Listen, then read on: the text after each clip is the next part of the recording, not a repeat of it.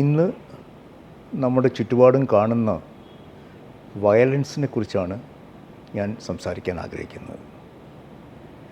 ഞാൻ കേണൽ രാജീവ് മണാലി, പട്ടം SUT ആശുപത്രിയുടെ chief executive ഓഫീസറാണ്. ഇന്ന് നമ്മൾ പത്രം തുറന്ന് വായിക്കാൻ തുടങ്ങുമ്പോൾ തന്നെ നമ്മളെ വളരെ ഖിന്നരാക്കുന്ന സംഭവങ്ങളാണ് പത്രത്തിൽ റിപ്പോർട്ട് ചെയ്ത് കാണപ്പെടുന്നത്. അച്ഛൻ മകനെ കൊല്ലുന്നു, ഭാര്യ ഭർത്താവിനെ കൊല്ലുന്നു, ഭർത്താവും വേറെ പലരും ചേർന്ന് ഭാര്യയെ കൊല്ലുന്നു. ഇതാണ് നിത്യേനയെന്നുള്ളത് നമ്മൾ കാണുന്നത്. പിന്നെ കൂടത്തായിയും ഗ്രീഷ്മയും അങ്ങനെ പലരും നമ്മുടെ കൺമുമ്പിൽ വന്നു പോകുന്നു. ഇതെന്താണ് നമ്മുടെ സമൂഹത്തിന് സംഭവിച്ചുകൊണ്ടിരിക്കുന്നത്? ഈ എന്തോ കാര്യമായ കുഴപ്പമുണ്ടെന്നാണ് എനിക്ക് തോന്നുന്നത്. അതെന്താണോ കുഴപ്പം, അതെങ്ങനെ അഡ്രസ്സ് ചെയ്യാം, ഇത് മാറ്റിയെടുക്കാൻ സാധിക്കുമോ, എന്താണ് ചെയ്യേണ്ടത്, സമൂഹത്തിന് എന്ത് ഇടപെടലുകൾ ഇതിൽ സാധിക്കും എന്നൊക്കെയുള്ള കാര്യങ്ങളാണ് നമ്മൾ ആലോചിക്കേണ്ടത്. എവിടെയാണ് പ്രശ്നം? നമ്മുടെ മാധ്യമങ്ങളാണോ, അതോ നമ്മൾ കാണുന്ന സിനിമകളും സീരിയലുകളുമാണോ, അതോ നമ്മുടെ കുട്ടികൾ ഇന്ന് ഈ മൊബൈലും അതുപോലെ ഐഫോണും ഐപാഡും ഒക്കെ യൂസ് ചെയ്യുന്നതിന് അതിൻ്റെ മുന്നിൽ ഇന്ന് കണ്ടു കൂട്ടുന്ന പലവിധങ്ങളായുള്ള എൻ്റർടൈൻമെൻറ്റ് പ്രോഗ്രാംസാണോ പ്രശ്നം? ആ പ്രശ്നം എവിടെയാണെന്ന് നമ്മളൊന്ന് ഐഡൻറ്റിഫൈ ചെയ്യേണ്ടിയിരിക്കുന്നു. നമുക്കൊരു പ്രശ്നം ഉണ്ടെന്ന് തന്നെ ആദ്യം നമ്മൾ പറഞ്ഞു വയ്ക്കേണ്ടിയിരിക്കുന്നു, നമ്മൾ മനസ്സിലാക്കേണ്ടിയിരിക്കുന്നു. ആ പ്രശ്നം എന്താണെന്ന് നമുക്ക് കണ്ടുപിടിക്കേണ്ടിയിരിക്കുന്നു, അതിനുള്ള പ്രതിവിധികളെക്കുറിച്ച് ആലോചിക്കേണ്ടിയിരിക്കുന്നു. ആദ്യമായി ഈ പ്രശ്നം, നമുക്ക് സമൂഹത്തിന് മാനസിക ആരോഗ്യം കുറഞ്ഞു വരികയാണ്. നമ്മൾ വേറെ പല പല കാര്യങ്ങളെക്കുറിച്ച് സംസാരിക്കുമ്പോഴും Kerala model, health care model എന്നൊക്കെ പറയുമ്പോഴും നമ്മുടെ മാനസികാരോഗ്യത്തിനെക്കുറിച്ച് നമ്മൾ വേണ്ടവണ്ണം ആലോചിക്കുന്നില്ല എന്നാണ് എനിക്ക് തോന്നുന്നത്. നമുക്ക് മാനസിക ആശുപത്രികളുണ്ട്, അതുമാത്രമേ ഉള്ളൂ, വേറെ ഒന്നുമില്ല.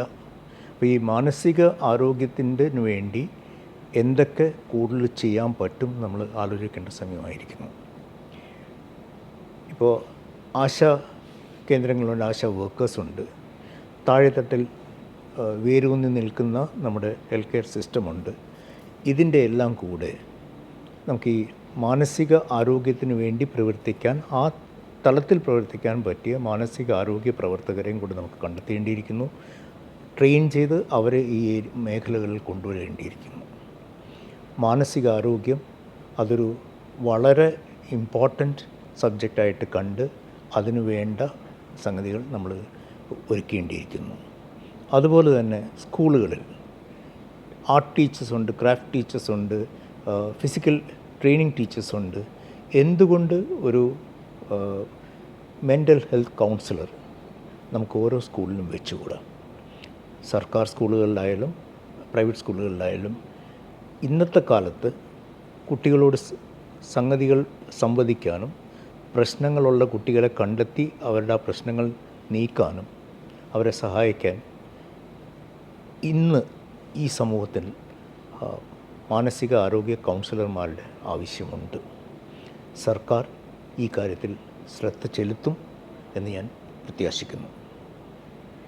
അതുപോലെ തന്നെ മാനസികാരോഗ്യ കേന്ദ്രങ്ങൾ, എണ്ണപ്പെട്ട കേന്ദ്രങ്ങൾ നമുക്കുണ്ട്.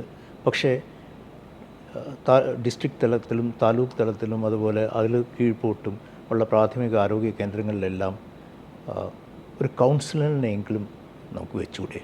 സൈക്കാട്രിസ്റ്റ് ആണ് ശരിക്കും വേണ്ടത്, പക്ഷേ സൈക്കാട്രിസ്റ്റ് ഇല്ലെങ്കിൽ സൈക്കോളജിക്കൽ കൗൺസിലേഴ്സിനെങ്കിലും വയ്ക്കാനും അവർക്ക് അവിടെ വരുന്ന രോഗികളുമായിട്ടും എങ്കിലും സംവദിക്കാനും ഒരു സൗകര്യം ഒരുക്കുകയാണെങ്കിൽ അത് വളരെ നന്നായിരിക്കും എന്നാണ് എനിക്ക് തോന്നുന്നത്.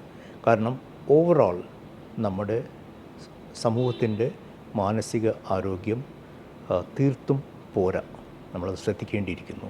ഇല്ലെങ്കിൽ ഇതുപോലെയുള്ള, ഞാൻ പറഞ്ഞ പോലെയുള്ള വയലൻസ് കൂടിക്കൂടി വരാനാണ് സാധ്യത കാണുന്നത്.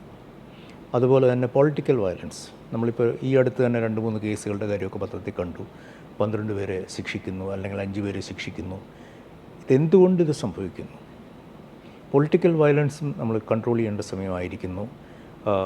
പഴയതിൽ നിന്നൊക്കെ വ്യത്യസ്തമായിട്ട് ചിന്തിക്കാൻ പ്രേരിപ്പിക്കുന്ന ഒരു നേതൃത്വ നിര തന്നെ നമ്മുടെ മുമ്പിൽ വന്ന് കാണട്ടെ എന്ന് ഞാൻ ആഗ്രഹിക്കുന്നു, ആശിക്കുന്നു.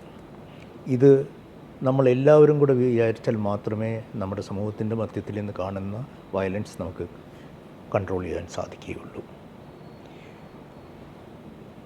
അതുപോലെ തന്നെ ഈ വയലൻസ് കണ്ടിട്ട്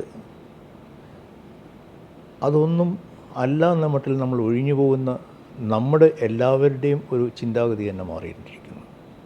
നമ്മുടെ ആറ്റിറ്റ്യൂഡ് ടുവേർഡ്സ് വയലൻസ്. പല സിനിമകളിലും ഒരു നല്ല അടി കാണാൻ അവസരമാണെന്നും പറഞ്ഞ് അടി നടക്കുന്നിടത്ത് പോയി നിൽക്കുന്ന ആൾക്കാരെ നമ്മൾ സിനിമകളിൽ കാണുന്നുണ്ട്. റിയൽ ലൈഫിൽ ഞാൻ കണ്ടിട്ടില്ല, പക്ഷേ ഉണ്ടാകും ഇഷ്ടം പോലെ. അവർ അവിടെ നിന്ന് വയലൻസ് നടക്കുന്നിടത്ത് ഫോട്ടോ എടുക്കാൻ താല്പര്യം കാണിക്കുന്നുണ്ട്. പക്ഷേ അതിൽ ഇടപെടാനോ രണ്ടു കൂട്ടരെയും മാറ്റി നിർത്താനോ ഒന്നും ആരും ശ്രമിക്കുന്നതായിട്ട് നമ്മൾ കാണുന്നില്ല. ഇപ്പോൾ ഈ അടുത്തായിട്ട് നമ്മൾ പോലീസുകാരെ ആക്രമിക്കുന്ന കേസുകൾ കേൾക്കുന്നുണ്ട്. ഇത് നമുക്ക് എവിടെയെങ്കിലും ഇത് മതിയാക്കിയേ തീരൂ. അതിനു വേണ്ട മുൻകൈ നമ്മൾ തന്നെ എടുക്കണം. വേറെ ആരെങ്കിലും വന്ന് നമ്മളെ സഹായിക്കുമെന്ന് കരുതിയിട്ട് കാര്യമില്ല. നമുക്കൊരു പ്രശ്നമുണ്ടെന്നും ആ പ്രശ്നം എന്താണെന്നും ആ പ്രശ്നം എങ്ങനെ പരിഹരിക്കാമെന്നുള്ളതിനെക്കുറിച്ചും സംവാദങ്ങൾ നടക്കേണ്ടിയിരിക്കുന്നു. അതിലേക്ക് സമൂഹത്തിൻ്റെ മനസാക്ഷിയെ ഉണർത്താൻ പ്രേരകമാകട്ടെ എന്ന് കരുതിയാണ് ഞാൻ ഈ പ്രശ്നം ഇവിടെ ഉന്നയിക്കുന്നത്. നിങ്ങൾക്കെല്ലാവർക്കും നന്ദി, നമസ്കാരം.